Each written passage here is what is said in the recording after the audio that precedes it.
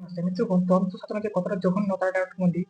কুলজগতের সাথে যৌন সঙ্গমের পর তার যোনি ও নিজের লিঙ্গ ধোয়া জল দিয়ে মহাশক্তি অর্থাৎ দেবী দুর্গা ও মা কালীর পূজা করিবে।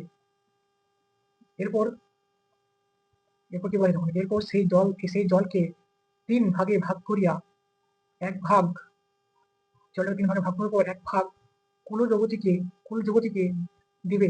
বাকি ২ ভাগ জল বাকি ২ ভাগ জল ২ ভাগ জল মদের সাথে মিশিয়া সেটা পান করিবে। তো আপনারা ভেবে দেখুন যে তন্ত্র সাধনা যে কতটা জঘন্য একটা শাস্ত্র যেটা আপনারা মেনে চলছেন। এটা কোথায় লেখা আছে? বইটার নাম হচ্ছে জৈনী তন্ত্র। আরেকবার বলে দিচ্ছি, জৈন তন্ত্র।